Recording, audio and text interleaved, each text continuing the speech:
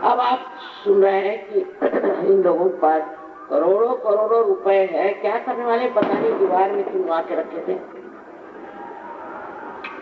आपको समझ में नहीं आया?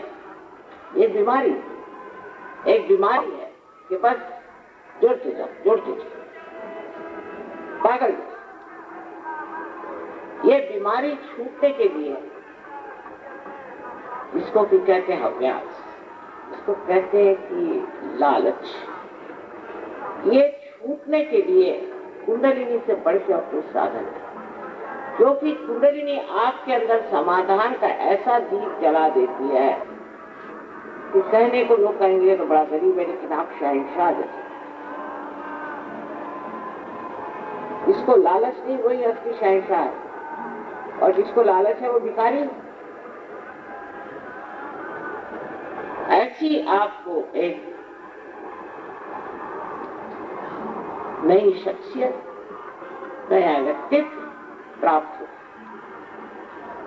और फिर आप जानते हैं कि आप हैं क्या, आप कितने गौरवशाली व्यक्ति। आपको क्या पड़ी है?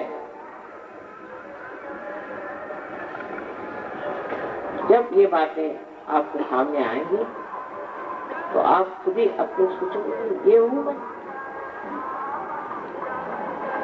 प्यार का सागर हो जाता है, एक बूंद जैसे सागर में मिल जाए और सागर हो जाती है, इस तरह से आप एक सागर जैसे,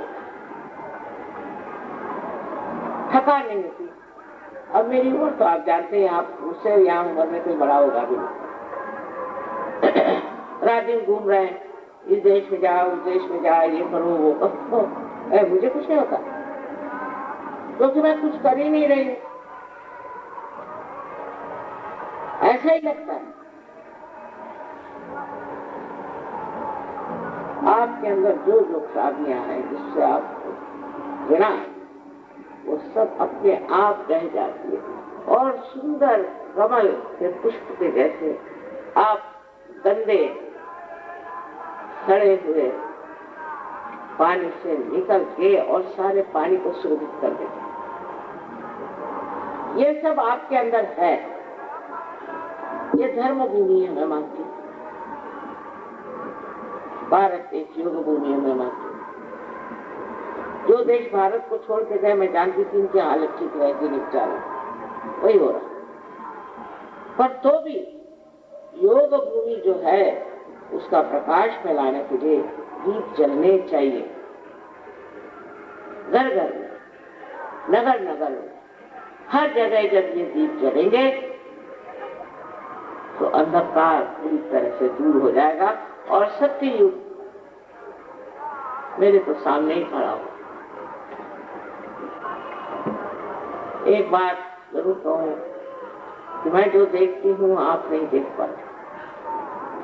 इसलिए कभी कभी लोगों को ऐसा भी लगता है कि माँ इतनी बातें कहती है तो माँ की आदत है, हम लोगों को बढ़ा चढ़ा देती। ये बात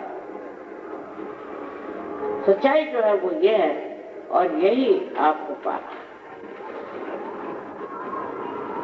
आपके अंदर स्वयं ही ऐसी शक्ति आ जाएगी कि आप लोगों को जागरूक कर सकते। महाराष्ट्र में एक सज्जन थे, उन्होंने 4000 लोगों की जागृति कर 1 महीने के अंदर, और देखिए वो 4000 आज जम गए लोग। तो फिर मजा आता है। और यही तो हमारे रिश्तेदार हैं,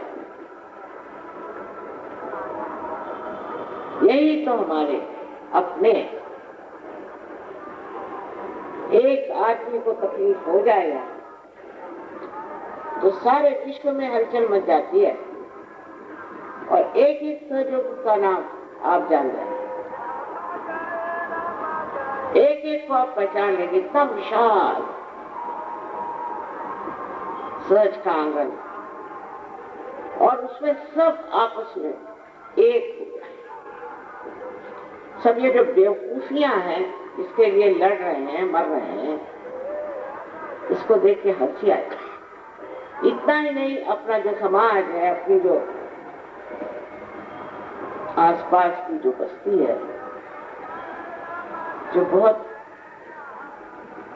ओछी छोटी बातों में उलझी हुई है, वो सब आपको समझ में आ जाए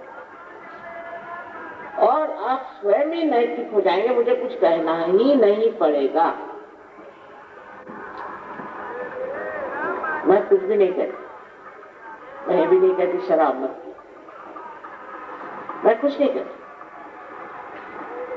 तो कहते ना, जब हमारी गली में आएंगे तो देखेंगे, तो जब आप अपनी ही गली में जाएंगे तो ये कुंडलिनी जो है आपको ऐसी स्थिति में ले जाकर दिखा देगी कि आप ही बदल जाए,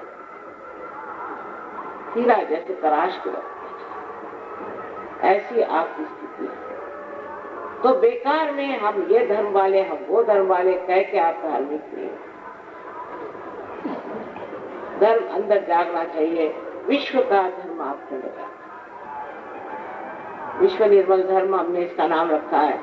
वो रशिया में रजिस्टर हो गया, अमेरिका में होगा, हिंदुस्तान में नहीं हो सकता, क्योंकि वो कहते हैं यहाँ इतने धर्म है, हम कैसे एक धर्म माने। इतने धर्म इसलिए चाहिए कि लड़ेंगे आपस में, अच्छा रहेगा सबके लिए, पॉलिटिशियंस के लिए भी। इसलिए एक धर्म हो जाएगा तो फिर कैसे क्या करेंगे। लेकिन है तो एक ही। ये लोग हैं यहाँ आए, आपके देश में बनारस को बहुत मानते हैं, ये आपके भारत भूमि को इतना ऊंचा मानते हैं कि जब ये बंबई में उतरते हैं नीचे तो जमीन को छूते हैं और कहते हैं कि ये तो योग भूमि। उनको चैतन्य दिखाई, हम लोग को वो काहे में कर्म कांडों में खोए हुए हैं। रशिया में देखिए, जिन्होंने कभी भगवान सुना नहीं, किसको कुछ मालूम नहीं, वो तो एकदम साफ सुथरी चीज, और ऐसे चिपक गए हमसे कि कुछ पूछे ही नहीं। और लाखों की तादाद में हमारा प्रोग्राम स्टेडियम में होता है, कम से कम 18 आदमी उसमें बैठते हैं, तो भी बार 4-6 हजार खड़े रहते। ये रशिया में हो रहा है, जहाँ भगवान का नाम ने, जहाँ बनारस जैसी धर्म भूमि ने है, और यहाँ क्या हो? सोचना चाहिए कि कुछ न कुछ हमारे अंदर गड़बड़, इस गड़बड़ी को ठीक करना और उस परम आनंद की स्थिति पहुंचना। अब आपका, मैंने कहा, चित्त प्रकाशित होता है, उससे जहां भी आपका चित्त जाएगा वहां वो कार्य, वहां शांति करेगा, वहां अमन पहुंचाएगा, वहां कोई अगर बीमार होगा तो आपका चित्त मारे, क्योंकि आपके चित्त का जो संबंध हो गया है, ये चारों तरफ फैली हुई सूक्ष्म परमात्मा की प्रेम की शक्ति से। अब ये है, इसका अगर कनेक्शन ही नहीं हो तो मैं क्या बोलूंगी। जैसे ईथर से आप देखते हैं कि आपका रेडियो आता है, वैसे ये सूक्ष्म ईथर है, लेकिन इतना बलशाली और इस कदर नाजुक और इस कदर तत्पर कि आप हैरान हो जाते कार्य कैसे, ये किस तरह से चीज, इसका आप प्रत्यय, इसका आप अनुभव और जान लीजिए कि परमात्मा है। इतना ही नहीं, और उनकी सर्वशक्तिमान जो बड़ी भारी, इसे हम परम चैतन्य शक्ति कहते हैं, इसे हम रूप कहते हैं, विद्यमान है, और उससे जब हमारा संबंध हो जाता है, यही असल में योग